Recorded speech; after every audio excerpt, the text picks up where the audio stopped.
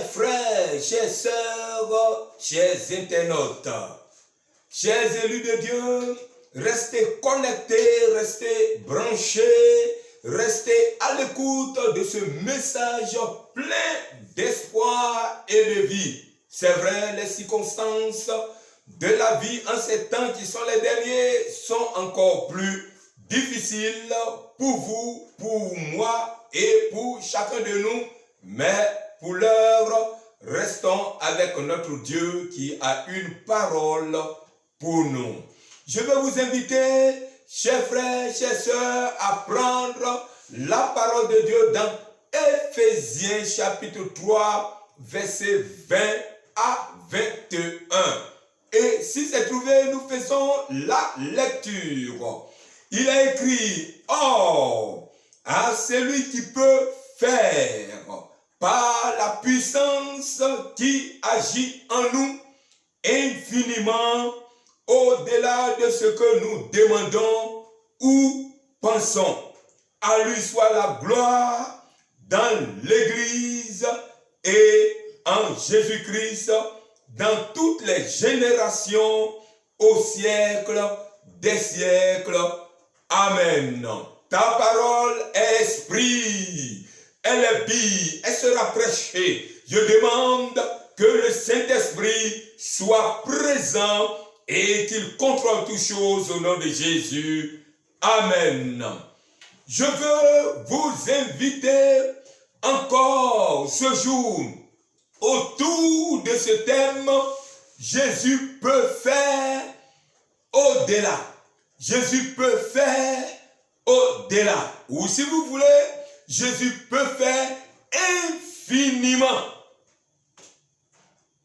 Chers élus de l'Éternel, chers frères, chères sœurs, comme je l'ai dit, peut-être que ta situation au niveau de ton service s'est fortement dégradée, peut-être même que ta santé a un problème, ta santé a pris du plomb dans l'aile, ou même que la difficulté se situe au niveau de ton foyer, du mariage. Eh bien, je vous demande, quel que soit le problème que vous vivez, je vous demande de rester avec nous jusqu'à la fin du message afin que nous puissions prier à la fin pour les malades, pour les foyers en difficulté, pour les fiançailles, pour le mariage, pour enfin le travail.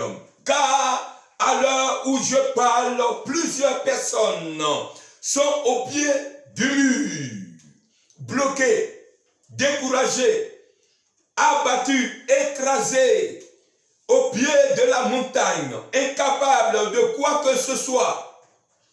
Elles auront tout fait, tout essayé, réfléchi à toutes les éventualités, toutes les possibilités de délivrance, de restauration, de guérison, de solution. Mais hélas, toutes les voies de sortie sont restées fermées et sans issue. Finalement, vous êtes tous convaincus que vos cas sont des cas impossibles. Vous êtes en face des cas impossibles.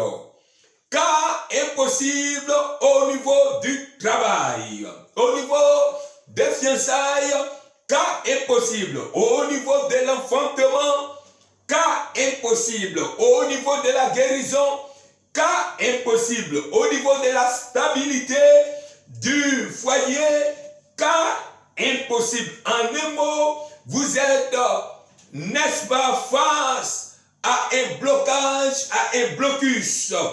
Et vous vous êtes laissé façonner par cette réalité et vous vous êtes dit que plus rien ne peut être fait pour améliorer votre existence.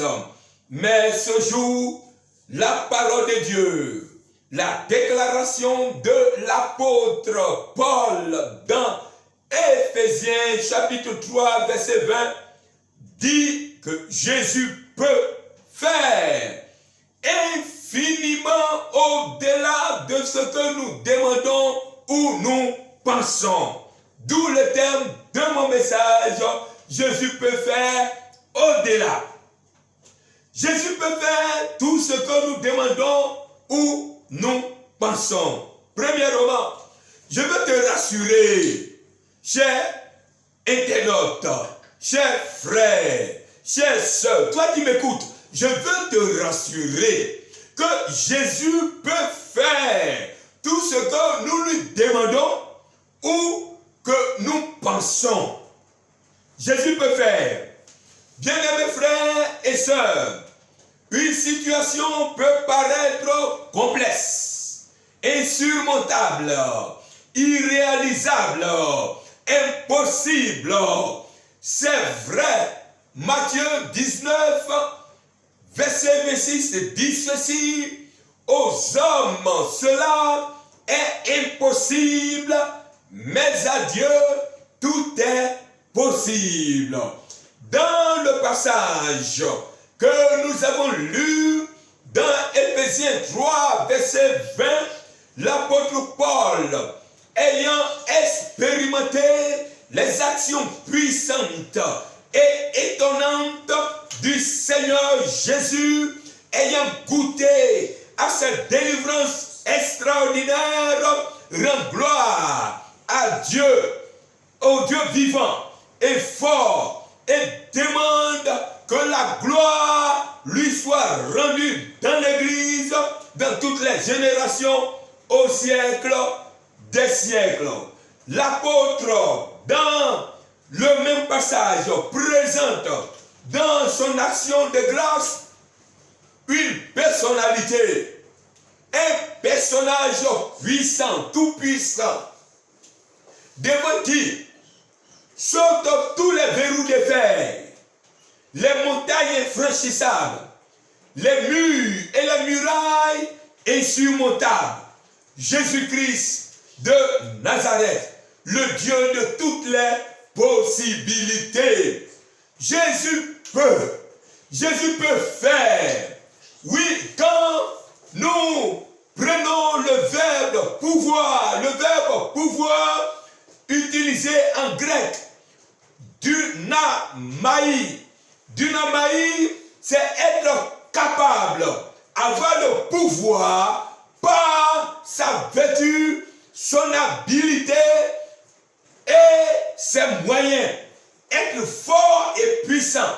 Oui, Jésus a toutes les compétences. Je te dis que Jésus a toutes les compétences pour faire ce qu'il veut faire en faveur d'une personne et en ta faveur. Il a le pouvoir, il a la puissance, il a l'onction, il a le droit, il a la force, il a l'autorité, il a les moyens de sa politique parce qu'il est pleinement et 100% Dieu. Il est Dieu. Oui, Jésus a tous les moyens de faire ce qu'il veut faire pour toi qui m'écoutes, pour toi qui m'entends. Nous prenons l'exemple, n'est-ce pas, dans Jean chapitre 2, Jésus aux noces de Cana en Galilée. Cérémonie de mariage en ballottage. Les invités à ce mariage étaient consternés. Les mariés étaient inquiets et soucieux. Frustration en l'air. Murmure sur le point d'être enfanté. Le point focal d'attraction du mariage est fini. Le vin a manqué. Panique des mariés. Quel témoignage retiendront les invités en retournant chez eux à la maison, puisque en Israël, ce qui faisait la force du mariage, c'était, n'est-ce pas, la communion fraternelle autour, n'est-ce pas, du vin. Ce vin ayant manqué, oui, les murmures étaient en l'air. les mariés inquiets, soucieux, angoissés, paniqués, panique des mariés. Oui, les murmures commencent à gagner du terrain parmi les nombreux invités non servis. Les mauvaises langues diront discrimination. D'autres verront l'incapacité des mariés à servir les invités. Une chose assure, le mal est profond. La faute doit être ainsi consommée par tous ceux qui étaient présents, car tous étaient dans l'impasse. Tous étaient dans l'impasse. Mes chers frères et sœurs, les choses ne vont pas se passer ainsi grâce à la clairvoyance d'une dame présente à ce mariage, la mère de Jésus. Elle a discerné la présence d'une personne, d'une personnalité, une autre personnalité, une personne qui peut donner sens à ce mariage, qui peut changer l'atmosphère, qui est capable, une personne qui peut débloquer la situation, une personne qui peut décanter la situation, une personne capable, n'est-ce pas, qui a les moyens de sa politique, de par son charisme, de par sa vertu, de par sa force, de par sa puissance, de par son pouvoir, de par son autorité, de résoudre le problème. J'ai nommé la personne de Jésus-Christ de Nazareth. Oui, la mère de Jésus lui dit, il y a un problème, ils n'ont plus de vin. Chers frères, chers sœurs, chers internautes, dans ce lieu, il n'y avait pas de boutique de vin. Oui, en ce lieu, il n'y avait pas de boutique pour en acheter. Dans cet endroit, il n'y avait pas de raisin pour fabriquer le vin sur place. Là se trouvaient seulement 6 vases de pierre destinés aux purifications des Juifs. Jésus leur dit, remplissez d'eau ces vases, et il les remplit d'eau jusqu'au bord. À partir de l'eau, celui qui peut faire,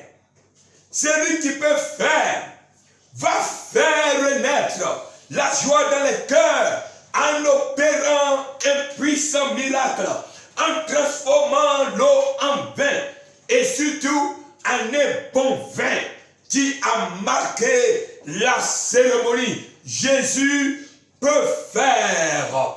Et je t'annonce que Jésus peut agir dans ta vie, quel que soit le problème auquel tu es confronté présentement, où tu m'entends, où tu m'écoutes, quel que soit le problème qui peut t'assaillir, Jésus-Christ a la capacité de faire, il a le moyen, n'est-ce pas, de te répondre, de t'exaucer, de te tirer, n'est-ce pas, de ce problème, de te sortir, de te libérer, de t'affranchir, de te guérir, de te restaurer, de te repositionner, car il a le moyen de sa politique. Jésus peut. Deuxièmement, Jésus peut faire infiniment. Notre Dieu peut faire infiniment. Au-delà de ce que nous demandons ou nous pensons. Le même Éphésiens 3, verset 20 le dit. Infiniment. Infiniment veut dire sans limite. Au-delà. Sans limite. Souvent nos demandes sont d'une si grande étendue, d'une importance capitale, que nous pensons ou nous imaginons que le Seigneur ne peut pas nous exaucer. Et actuellement où je parle, ta demande te paraît tellement grande, tellement importante, que tu limites la main de Dieu. Mais Paul dit aux Éphésiens, Dieu peut faire infiniment au-delà de ce que nous demandons ou nous pensons. Au-delà de ce que tu penses, au-delà de ce que tu crois, au-delà de ce que tu vois, au-delà de ce que tu entends, tu regardes, Dieu peut faire au-delà. Oui, il peut faire au-delà de ta demande. Ton problème pour lequel tu doutes, tu penses, tu réfléchis en longueur de journée et vois ton Seigneur incapable. Laisse-moi te dire en ce jour que le Seigneur peut faire au-delà et d'ailleurs infiniment. Au-delà de ce que tu as demandé. Le Dieu que tu adores va plus loin que ta demande, mon frère, ma soeur. Il transcende ta demande. Il transcende ton problème. Oui, 1 roi 3, 1 roi 4, 1 roi 5. Tous ces chapitres de 1 roi 3, 4, 5, vous pouvez les lire. À Gabaon, l'Éternel apparut en songe à Salomon pendant la nuit et dit à Salomon, demande-moi ce que tu veux que je te donne. Salomon répondit au verset 9, accorde à ton serviteur un cœur intelligent pour juger ton peuple, pour discerner le bien du mal. Un cœur intelligent. Il a demandé un cœur intelligent pour juger le peuple de Dieu, pour discerner le bien du mal. Selon ta demande, je te donne un cœur sage et intelligent. Verset 13, je te donnerai en outre, en plus, en outre, en plus, ce que tu n'as pas demandé, des richesses, de la gloire, de sorte qu'il n'y aura pendant toute ta vie aucun roi comme toi. Chers frères, chères sœurs, chers internautes, l'Éternel alla au-delà des attentes de Salomon, infiniment au-delà de la simple demande de sagesse. L'Éternel va franchir les bornes de la demande. Il va aller au-delà. Il va le bénir au-delà. Il va aller plus loin. Il va regarder plus loin. Il va toucher les bénédictions non demandées. Notre Dieu est capable d'aller au-delà de ta demande, mon frère, ma soeur. Dans 1 roi 4, verset 29 à 31, Dieu donna à Salomon la sagesse, une très grande intelligence et des connaissances multipliées, comme le sable qui est au bord de la mer. La sagesse de Salomon surpassait la sagesse de tous les fils de l'Orient et toute la sagesse des Égyptiens. La Bible dit, plus sage que les grands sages de son temps, plus que Étan, plus sage qu'Eman, plus sage que Calcol et Darda, les fils de Matol. Sa renommée se répandit par toutes les nations d'alentour. Il n'avait pas demandé toutes ces choses Dieu allait au-delà. Il a été capable, Dieu l'a rendu capable de prononcer 3000 sentences. Dieu lui a rendu capable, Dieu lui a donné toutes les capacités. Verset 34. La Bible déclare qu'il venait des gens de tous les peuples pour entendre la sagesse de Salomon de la part de tous les rois de la terre qui avaient entendu parler de sa sagesse. Les richesses de Salomon étaient incalculables. 1 Roi 10, verset 14. Chaque année, il recevait 666 talents d'or et aussi de l'ivoire.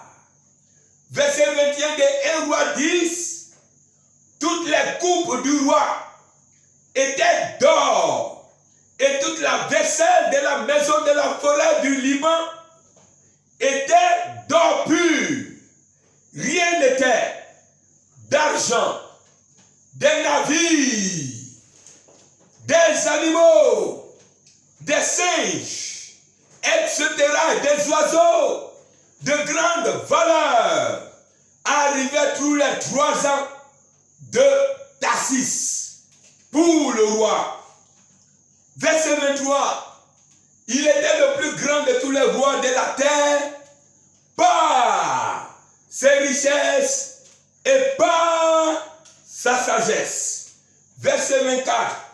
Tout le monde cherchait à le voir. Chacun apportait son présent, des objets d'argent, d'or, des vêtements, des armes, des aromates, des chevaux, des mulets. Et il en était ainsi chaque année. Dieu l'a béni infiniment. Dieu l'a arrosé infiniment au-delà de ce qu'il avait demandé, de ce qu'il avait pensé. Dieu l'a hissé à un niveau jamais espéré, jamais demandé. Oui, regarde, Dieu peut faire au-delà de ce que tu vas demander en ce jour. Dieu est capable de te hisser à un niveau auquel tu ne t'attends pas. Tu ne t'attends pas. Dieu peut te hisser à ce niveau. Mon frère, ma soeur, oui, Dieu est capable de faire infiniment au-delà de ce que tu penses, au-delà de ce que ton cerveau pense, au-delà de ce que tu réalises, au-delà de ce que tu vises, au-delà de ce que tu imagines.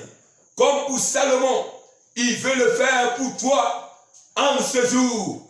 Chers frères, chers sœurs, en si peu de paroles, je vous convie à la prière. Je suis certain que par la prière, Dieu va faire quelque chose de particulier pour toi qui m'entends en ce jour. Que le Seigneur bénisse sa parole.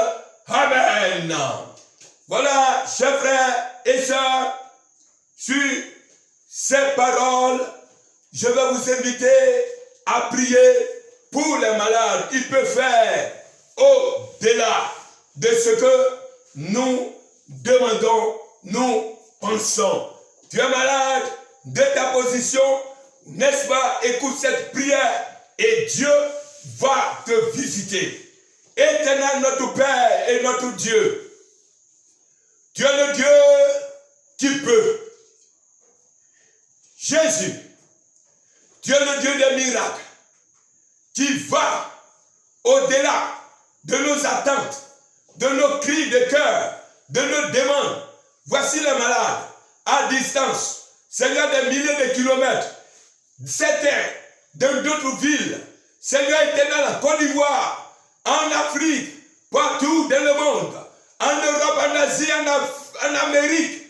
Oh Dieu, ils entendent cette prière, que le Saint-Esprit, qui n'est pas limité, qui est infiniment grand, Seigneur, fasse Seigneur, son œuvre, Seigneur, dans le corps de mon frère, de ma soeur qui m'écoute, au nom de Jésus de Nazareth, tu guéris, Seigneur, au nom toutes les infirmités, au nom de Jésus-Christ de Nazareth, que par ta parole et par, Seigneur, ce qui a été dit et enseigné, des guérisons extraordinaires se produisent au nom de Jésus de Nazareth. Amen.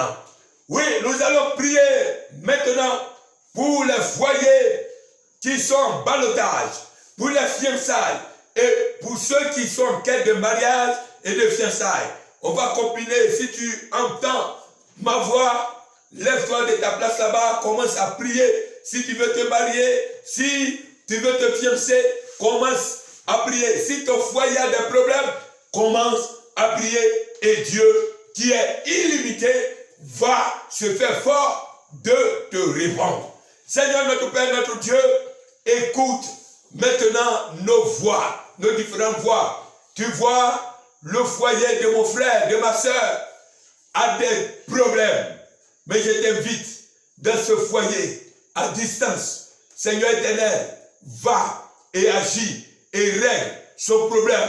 Et Seigneur éternel, l'esprit qui est à la base, je te prie de chasser ce démon au nom de Jésus et de restaurer le foyer tout entier au nom de Jésus. Qu'il y ait l'amour dans ce foyer au nom de Jésus. Amen. Seigneur, pour les fiancés, tu agis par un miracle et tu permets que mon frère, ma soeur puissent se fiancer et ensuite se marier. Ceux qui sont sur le point de se marier, qui sont déjà fiancés, qui ont des difficultés, nous prions que tu étendes ta main, Seigneur éternel Dieu, pour les visiter, pour les conduire, Seigneur, au mariage, proprement dit, au nom de Jésus. Amen. Nous allons prier pour le dernier sujet, le sujet de travail. Nous savons que le monde actuellement connaît des difficultés partout, sur tous les continents. Beaucoup ont perdu leurs emplois. Nous allons prier pour vous et nous croyons que notre Dieu qui est fidèle est capable de vous, n'est-ce pas, repositionner quelque part d'autre ou même de faire de sorte qu'on vous rappelle dans votre service. Nous prions le Seigneur. Seigneur éternel, notre Père, notre Dieu, Dieu illimité, Dieu qui va au-delà de nos pensées. Nous voulons te recommander les bien-aimés frères et sœurs, Seigneur, qui ont perdu leurs emplois, qui ne sont même pas, Seigneur éternel, embauchés. Les frères et sœurs qui sont en quête de travail également, nous te prions de, Seigneur éternel, faire ce miracle dans leur vie afin de pouvoir, Seigneur, les caser au nom de Jésus-Christ. Seigneur, nous nous attendons à toi au nom de Jésus. Bénis chaque travail, chaque frère, chaque soeur dans tout le pays. Seigneur, fais ce miracle au nom de Jésus. Amen. Voilà, chers frères, chers sœurs, chers internautes, que la grâce du Seigneur soit sur vous. Nous vous donnons rendez-vous pour la semaine prochaine. Au revoir et que la grâce repose sur chacune de vos vies. Amen.